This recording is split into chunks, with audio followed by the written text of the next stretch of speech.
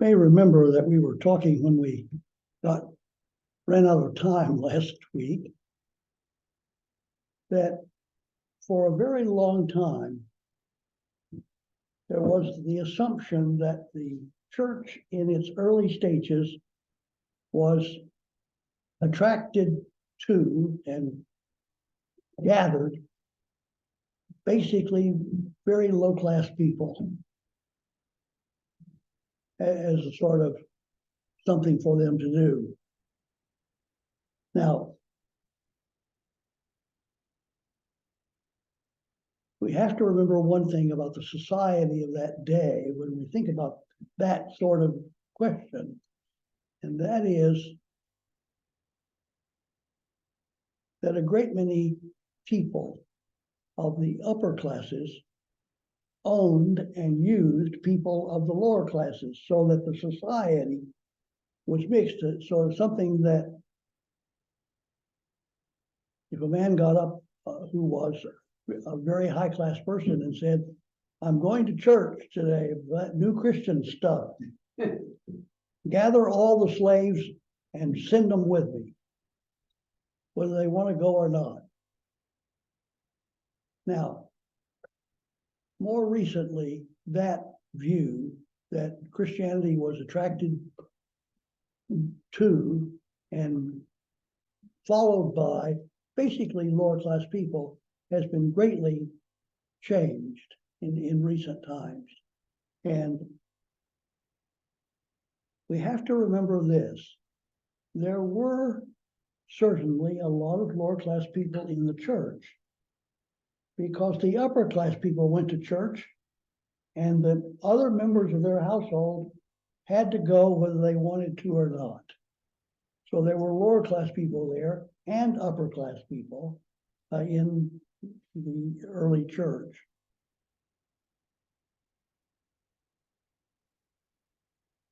But if you look at the documents that we still have, things that were sent out to people all over the early church, much of that is literature of a very high class. It was not addressed to people who had little or no education. It was addressed to people who were very literate indeed. So, but there certainly were people of every social class in that early world. One other thing I'd like to show you a little bit.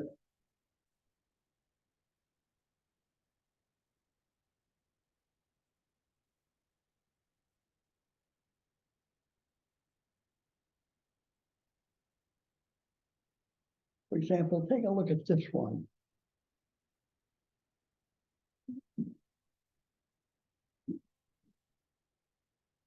These represent many of the early missionary journeys for people.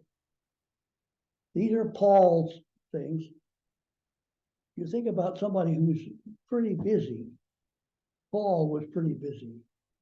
Indeed, he made a lot of journeys and converted, obviously, many thousands of people over time. But his missionary efforts took him all over that eastern part of the Mediterranean world, as far over as Rome. And we're fortunate, of course, that he talked about a lot of this in his letters and whatnot, which are preserved in the Bible today. There isn't any real way to know for sure whether or not the old idea that one of the fathers of the church traveled as far as over into Spain.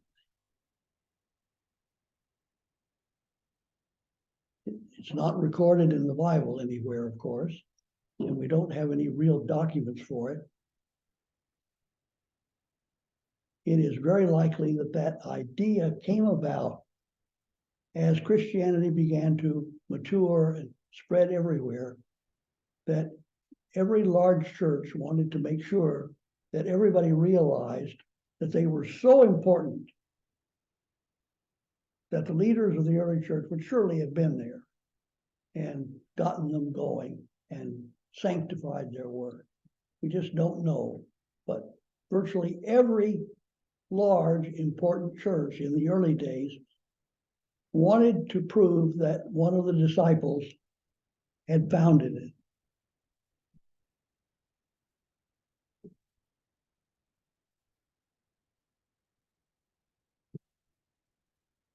Incidentally, this notion about what class of people were attracted. Christianity appeals to a lot of people in various ways, but there is a very obvious way to look at how this affects so many of the churches of today. If you look at major church groups today, how many of them, for example, were well educated? How many of them went to college as opposed to not? If you look at the various denominations around today, the numbers of those, for example, who are well educated is an interesting statistic. For example, if you look today at the Roman Catholic Church in the United States, as the percentage of them who have attended college, 48%. If you look at the Jewish community today, the number who have attended college, 76%. If you look at the Episcopal Church today, the number who have attended college, 70%.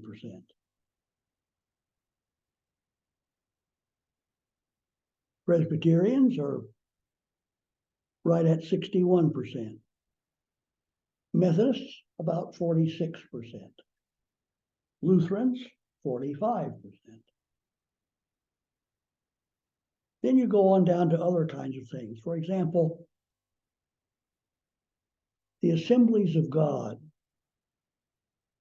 of their people, about 37% have attended college. Jehovah's Witnesses, 23%. The Worldwide Church of God, 10%.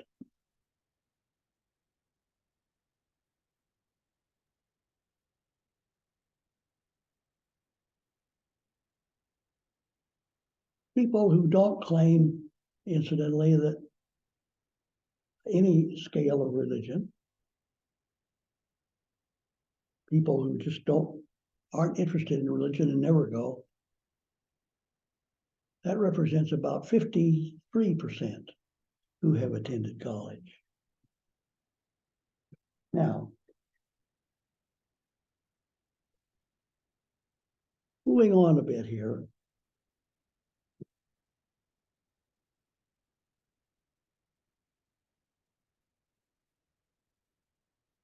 In the year 370, the emperor of that time, whose name was Valentinian, issued an order to the Pope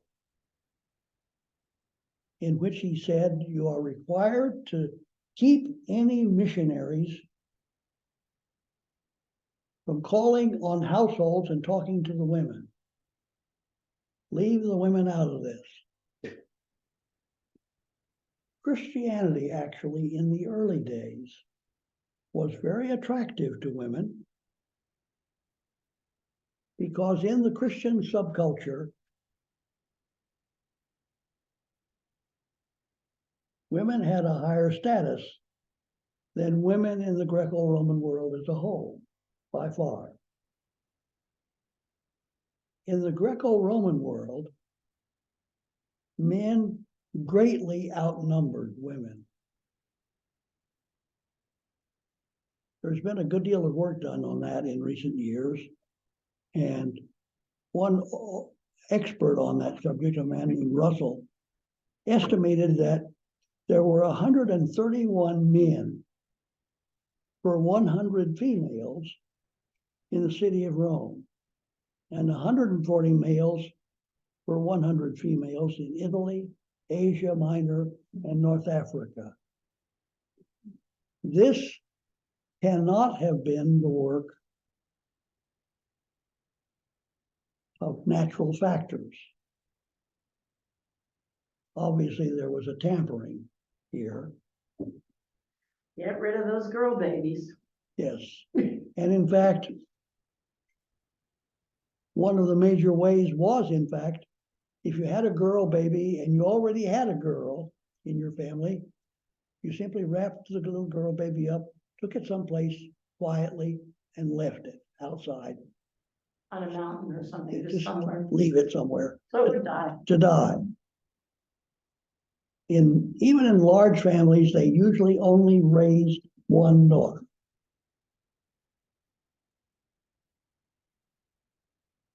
For example, one scholar has worked over the records of the city of Delphi, and he found there were only 6 families on record who had ever raised more than one girl. 6? Only 6 families they could find who had been willing to raise 2 girls or more. Families only wanted one. Now, they also practiced a great deal of abortion, and that contributed to the female death rate, certainly, at the time.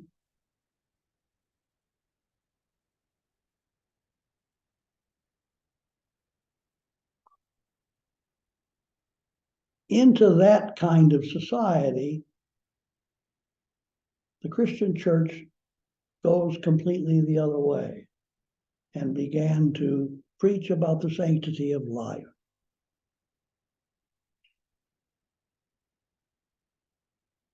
And if you look at the early church, where there are enough records to be sort of aware of it,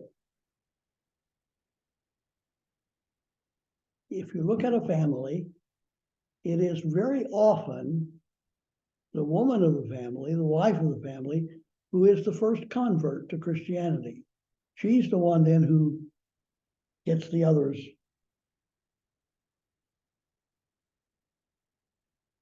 Often by saying to her husband at various times, no way. Not until you convert. That, in fact, worked pretty well for a lot of men. The Christian church from the very beginning did not believe in infanticide, and they broke there, obviously, with the larger culture. Christianity also condemned divorce, incest, infidelity, and polygamy. Classical society, prior to this, had always had a double standard, requiring chastity from women, but not from men.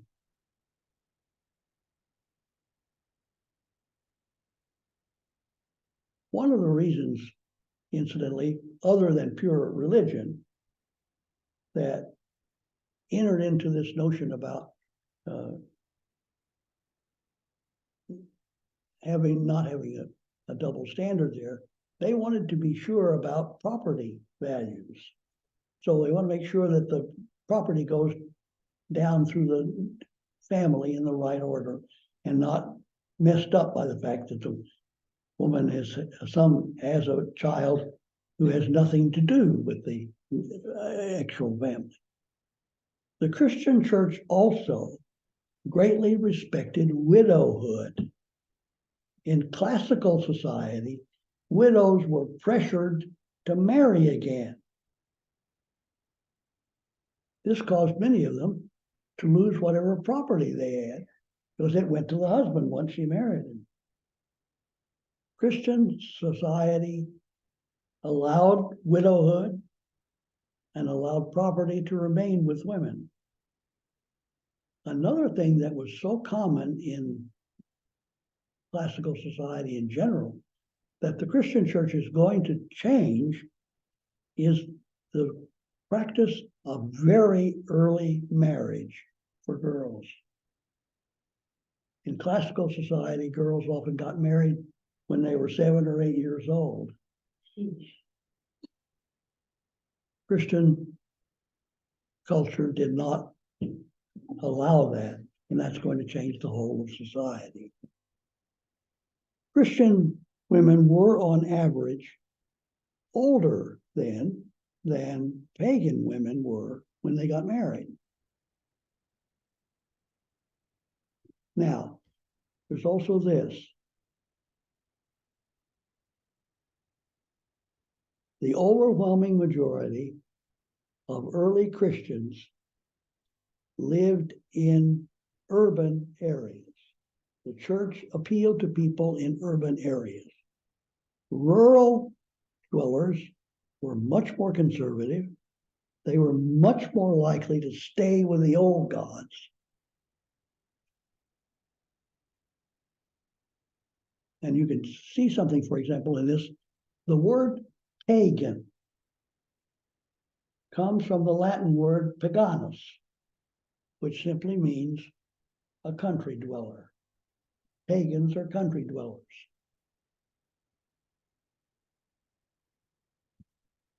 Now, there's another aspect about this too that we need to notice. As the church, Christian church, began to grow and spread,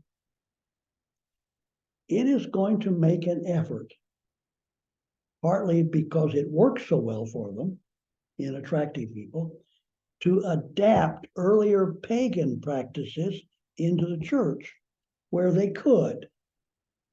And some of that is still with us. One of the major pagan festivals of ancient times always occurred on December 25th. And the church adapted that into Christianity because people were used to it.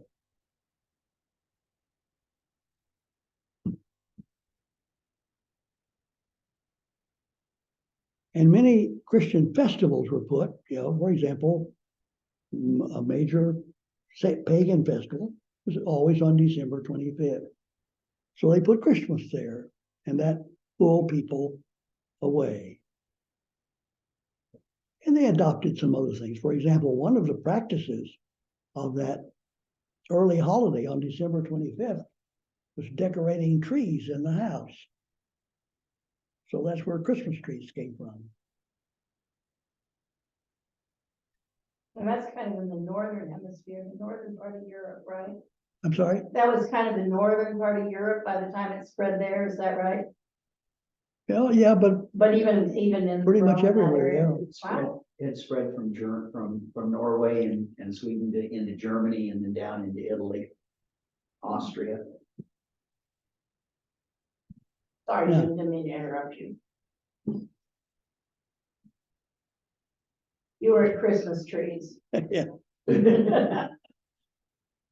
Yeah. I suspect even today, Christmas trees are conducive to a little bit of paganism now and then. The early church also was aware that things were developing for them, that their ideas and doctrines were growing over time as they understood more and talked about more. So they were aware of that development, and they attributed it to the growth of Christian tradition, building on the original revelations that came to them. This appeal to tradition grew up originally through a fight with a Greek supernatural group called the Gnostics, Gnostic.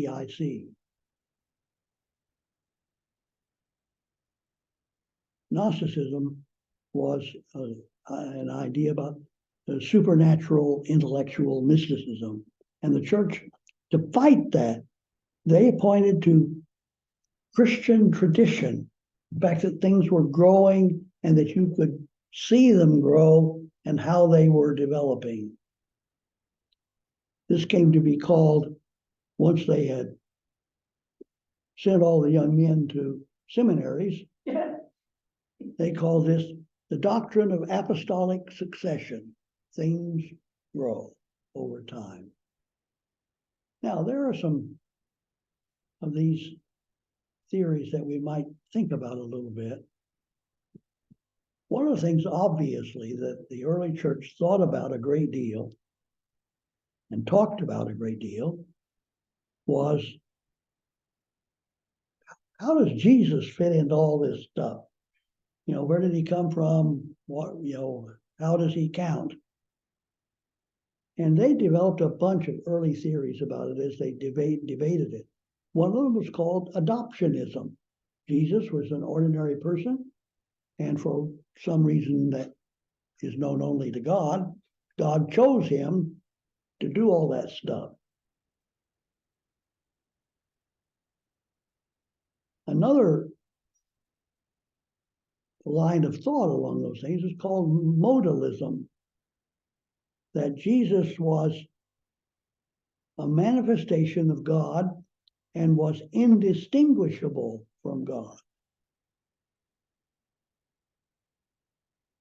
And then there's another one as well called docetism. The life of Jesus is not real as man knew life and death. It only gave the appearance of that. And Jesus was really, in essence, a phantom who was made up of purely celestial matter. He wasn't an ordinary guy at all.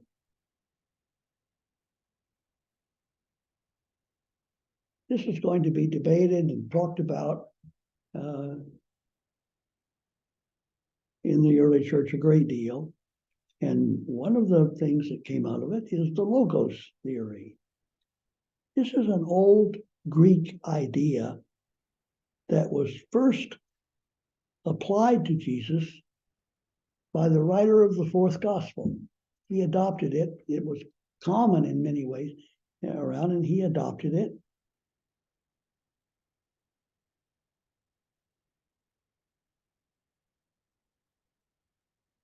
Logos is the notion that divine wisdom acts in this way.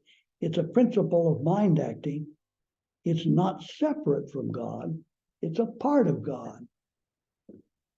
So Jesus became, for many theologians, the manifestation of the Logos. He personified it. He's God operating in the world.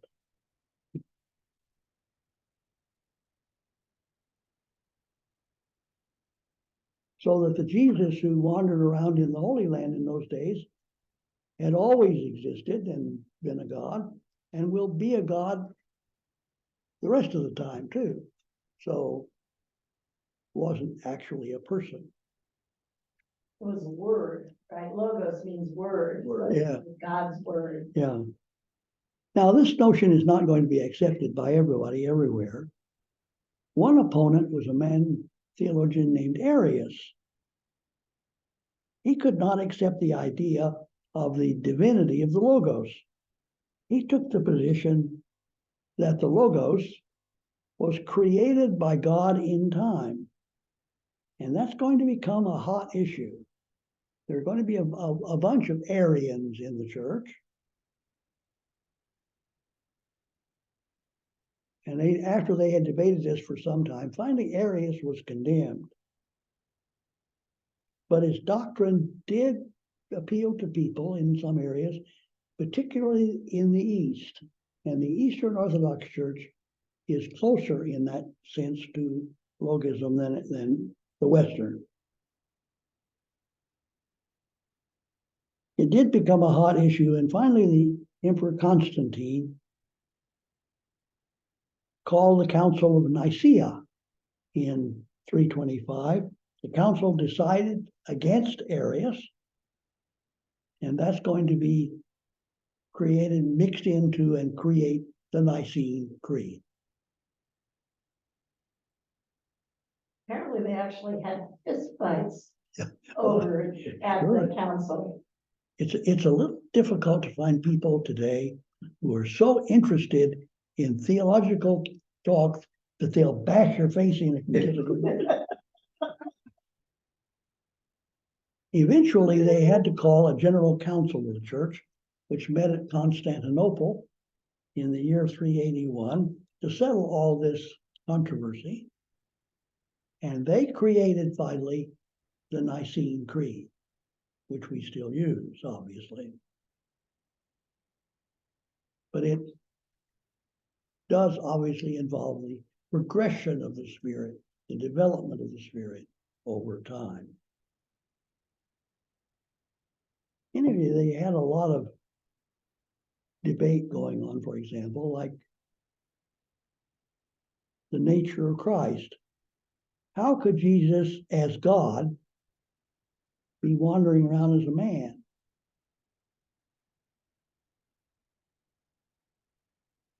So when he talks for an hour or two to a whole bunch of people, does he have to excuse himself for a moment? I have to run back behind here for a minute. Anyway, they had these kinds of things, and so this finally got to working so that the early views on the nature of Christ, in essence, how can God be man? And they had several different ideas about it. Apollinarianism, for example. Jesus is not fully man. He's part man and part God. Then there's another group called the Nestorians,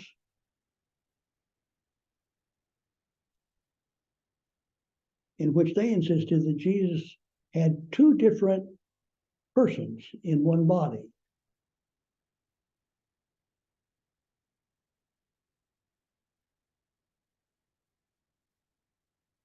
And then there's a group, some of whom still exist today, the Monophysites, who insist that Jesus was really God and was never man. Just had the appearance, he had skin and all of that, but that was all. The church finally had to call a big conference about this to really get to the bottom of it. And this was the Council of Chalcedon in 451. And the compromise that came out of it was sponsored by the Pope of the time, Leo the Great. And it insisted that there was one person with two natures. Fully human and fully God. That didn't satisfy everybody by any means. So some drew away, and some churches, even today, are influenced by that, particularly the church in Egypt, the Coptic church. Then there's also this notion. In those days, I think it still exists in some ways today. When the bishop talked about things, people listened and tended to accept what he had to say. Gosh, the bishop thinks that, got to be true, that sort of thing. So some of those early thinkers are remembered as the fathers of the church, bishops, who are witnesses to the Christian tradition. And beginning in the 2nd century, there's going to be a long procession of Christian fathers who wrestle with this notion of evolution and what is really true and what isn't. You get all kinds of them in the East and West. And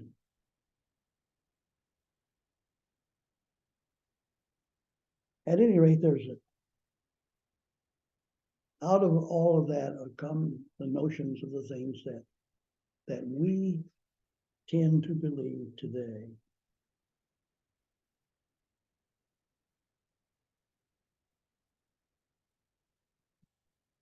Now, another thing that's going to affect the church a great deal is this long process that we remember as the barbarian invasions. Now, what we often still call the barbarian invasions into the Roman area, what we normally call that is nothing that would be like what we think of as an invasion today, like World War II or something. These are not huge numbers of people screaming down from the north with their swords drawn and shoving people aside. I'm going to live here. These are just migrations of people moving.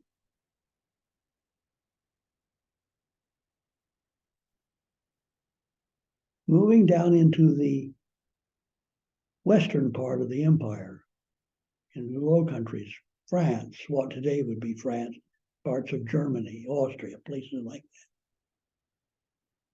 For a while, the Roman government was able to keep them out, or at least control how many could come. We have to remember that the western part of the Roman Empire was very sparsely populated. It was not masses of people. There is a great deal of vacant land. And Rome gradually lost control of a lot of these folk migrations. More and more people came, more people moving in, settling down. Listen to Dr. Hood. They were not fighting each other. No, but So right now, settling. You mean they weren't successful by building walls? What's that? They were successful by building walls. No. I mean, across England, across southern Germany, They across the tried, French border, but didn't work. it didn't work. Hadrian's Wall didn't work. Those There's- Picts came down. Yeah, you get down, for example, as late as the 4th century, the Roman government in the West essentially lost cohesion and the ability to control its frontiers. People were moving in. There was a lot of vacant land. And in fact, there were people within that Western Roman government who wanted those people to move in, because then they maybe can have a tax on them. But eventually, of course, so many people came in that the western part of the old empire lost all cohesion, couldn't control the frontiers, and they eventually just decided to give up on it, and they moved the capital away from Rome out to Constantinople.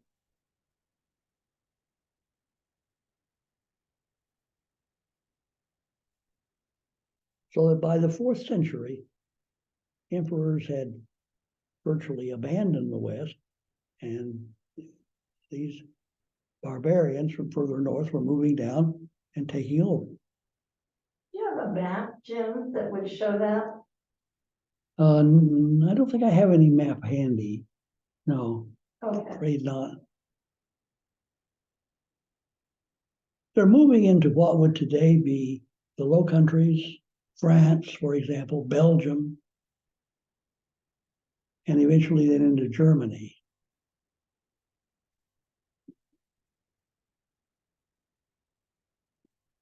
One of the things that the emperors tried, and they thought it had some success, was to simply, after these people had moved in, they had their own leader,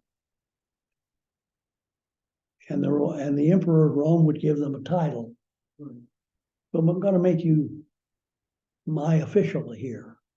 That way the emperor could pretend he still had control over this, even though these people are not paying any attention to it. Actually, many of the German leaders were flattered by the fact that these big guys from the East are going to call me something. give me a title. So you have a long period of time where you can't really tell whether the western part of the empire is there or not. It, in some practical ways, is not. But that's going to affect, obviously, the churches that are in those areas, because in those areas of the empire, the churches are going to suffer a great deal of trouble, and many of them are simply going to disappear for the time being. Actually, in the city of Rome, notwithstanding some difficulties they had with people whom they loved to call vandals, things didn't change much. By the time you begin to get German tribes moving down farther and farther south, they're going to be attracted to and convert to Christianity. So many of them did. Many of these Germans admired Roman society. They just didn't have the kind of education that would let them keep it up. So it's going to. One of the things that will happen, however, as the Roman political government gradually came apart at the seams in the West, who does that leave sort of as a major figure? The Pope. That's going to enhance the position of the Pope.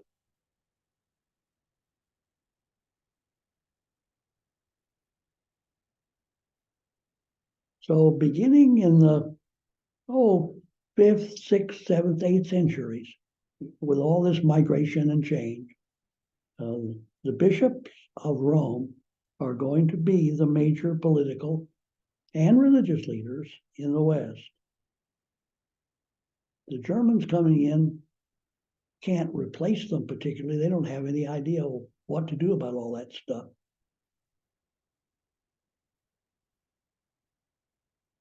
So many of these people are going to end up in the southern, for them, the southern areas. They had come from Scandinavia. They had come from Denmark, places like that.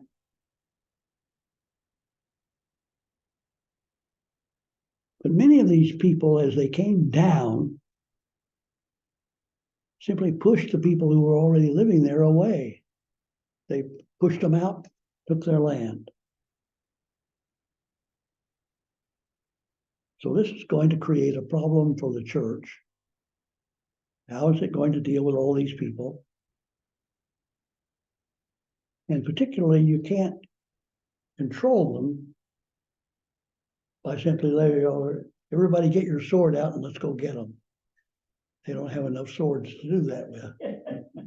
So they're going to have to deal with these people otherwise. And that is going to affect the church considerably.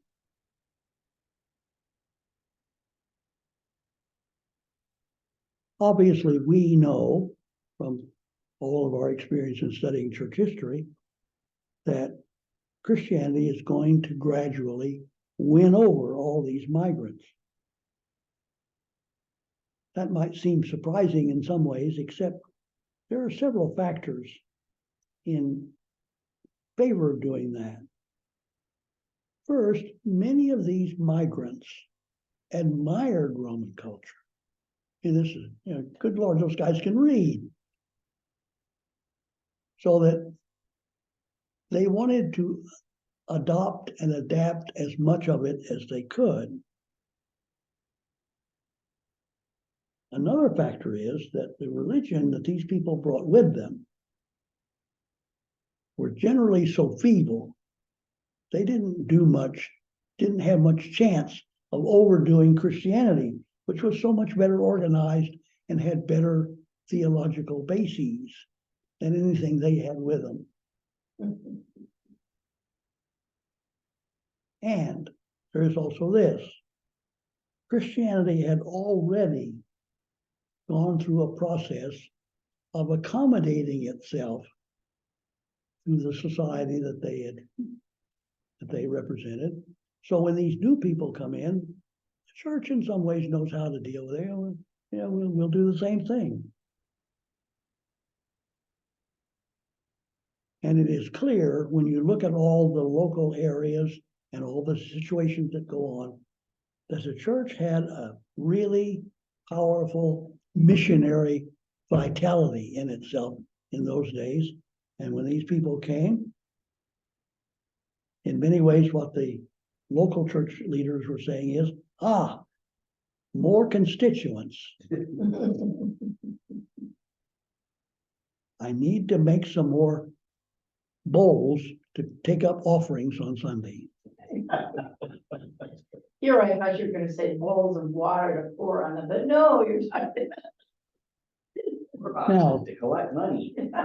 how all this thing is going to happen, and it's going to vary a bit from place to place. On the outer edges of the empire, where Christianity had not had a chance to become very deeply rooted, the invasions basically obliterated the churches, so that they all had to be re-evangelized. The Romans had developed some areas, for example, which they called Pannonia, which is Hungary today, and what they called Noricum, which is Switzerland and Austria and other parts. And those began to buffer the empire as all these changes occurred. So there were places where churches further south, further east, had to send missionaries back because Christianity had faded badly. There were some places like that. For example, one of the places like that, the British Isles, where the Christianity had really oozed away with all this invasion. Another area would be what we would think of today as the Low Countries.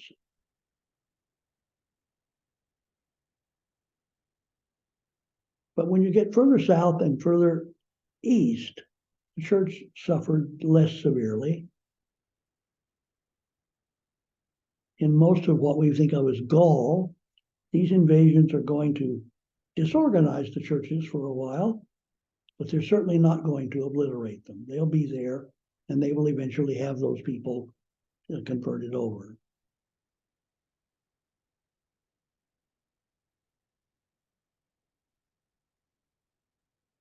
And a lot of activity and life in these areas is simply going to go on as before.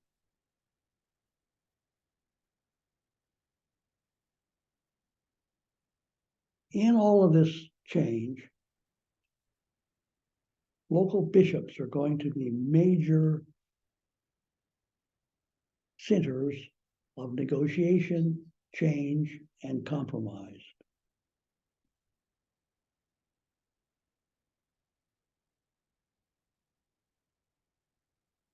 So that in all of this is going to be a major change, but one of the places where there is an interesting process going on is in Britain. That makes a difference to us, obviously. Britain was invaded by German tribes who had not been Christianized at all and had not lived close enough to Rome to sort of admire it. They didn't know anything about it. And another thing that's interesting, in Britain, unlike the continent, the people, when the local people who already lived there, when these tribes arrived, they fought them like anything. And that's not so true on the continent, where the churches and local things just disappeared. One of the things that we still remember very vividly is that this prolonged resistance in Britain created so many ideas and memories that a whole bunch of legends began to grow up about the resistance And that's going to bring out all the stuff about King Arthur. The Knights of the Round Table and the Holy Grail and all of us.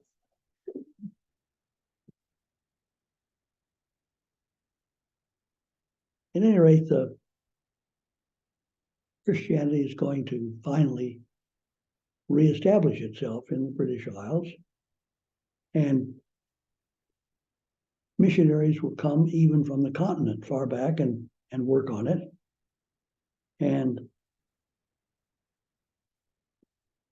the Roman version of the church came back to Britain with St. Augustine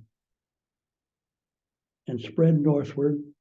And eventually, you're going to have a development of the church in England and Scotland that is so familiar to us in time and will reestablish itself as a major thing.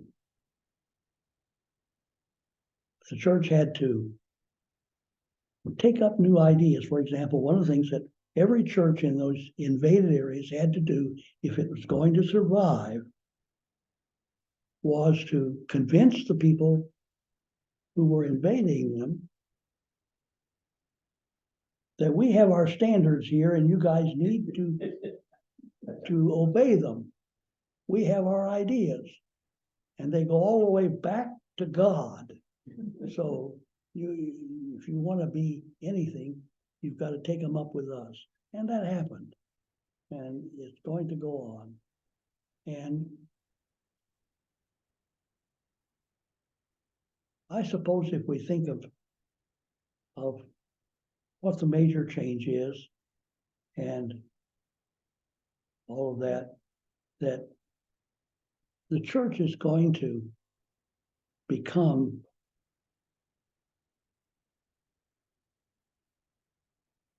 involved with people's behavior so much more than spending all day long trying to think of a new paragraph of theological meaning for something.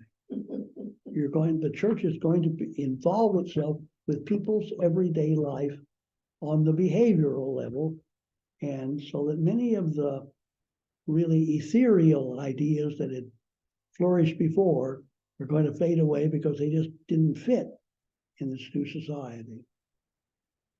So there's a church that's familiar to us is a church that most of us grew up in which our basic memories are the sermons in which the minister standing up there is pointing a finger at us saying, "Thou shalt not." I don't know. From the Episcopal Church, I don't remember a lot of that.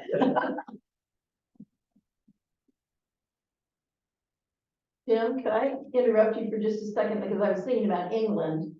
And so Christianity came to England in the 300s to begin with, and then it got pretty much almost, and it spread up to Ireland and Scotland. So you got Celtic Christianity. But we're sitting in the St. Hilda room. And I just wanted to bring up St. Hilda because you were talking about Roman practice and Celtic practice. And St. Hilda was a person that when Jim was talking about, this would be the 7th century, the 600s after Augustine came. Mm-hmm. And Christianity was being reintroduced in southern England. That was a Roman practice, and you were going to do things a certain way. And in northern England and Ireland and Scotland, they had the Celts, they had Celtic influence. And so there came to a point where, and Jim already said that you were kind of in charge of an area. That area would go with whatever the chieftain or the king or whoever it was. So there's a king who has a wife who's a Christian, and she's inclined to the Saxon Roman version of Christianity. And then there's a whole group of people who are inclined to the Celtic version of Christianity, and ended up having a council of Whitby. And the person who ran that council was Hilda of Whitby. She was in charge of a double monastery. So I was just, I was thinking that brings it right here in this room. That's who she's renamed, that room is named for. But the church that emerges out of all of this confusion, evasion, new people, all of that, is going to put an emphasis on things like behavior, confession. So the local priest, I want you to tell me everything bad you did this week. You've got 2 hours. 2 hours. So that the church is going to, in some ways, take on a different character because it has major efforts it needs to do for these people to become even vaguely Christian. And so that the church is going to emphasize in some ways the supernatural, because here we represent the supernatural. That's more than you guys do. That's going to affect how a lot of people saw the Eucharist, that it was in fact the essential expression of Christianity at that point. There's of course going to be all these arguments, some of which still sort of go on what happens to that little wafer after she prays about it. There wouldn't have been a sheep praying about it either. But at any rate, the notion of transubstantiation is going to spread in many ways. Local people are going to be attracted to saints. They are going to be attracted to relics, which not only becomes a major sort of theological aspect, but in many ways is a major economic aspect too.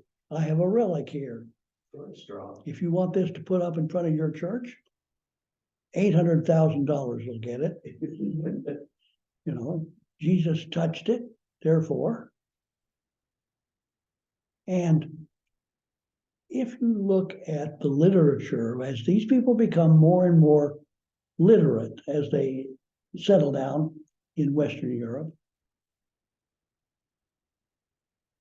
you're going to see literature really affected by saints, by relics, and by pilgrimages. Those become major items of it. People are attracted to that. There's a huge literature of saints' lives. And if you look, for example, and put together a collection of the lives of saints, written lives, various places, you can look at them and the things that happen to them, they're often the same things talked about in every one of the books. You know, they've simply materialized it in order to make some growth of behavior and belief. And many of the complicated belief notions of the classical world have to be modified here because hardly anybody could understand them. So they have to be that could be popularly absorbed and believed in. But the church is going to change as a result of all this. And out of all this, the thing comes to a magnificent ending, or at least this notion in, whereby people are saintly and literate and well behaved. And when is this gonna happen? Like us. That's us. Well, that's us. Great. But the church in many ways did have to come down from the high point where you get a lot of people talking about stuff that only 4 people in the whole world could understand. And it had to be made massive and interesting and popular. And it was. And so here we are. The last fistfights I remember were whether to ordain women or not. Well, yeah, that happened in our, that's true. In our, at least in my lifetime. Bishops have a habit of having fistfights at their conferences, don't they? Started it in Nicaea and haven't quit. Oh, well, Church tradition. anyway, that's it. Thank you very much. Thank you, Jim. Thank you, Jim.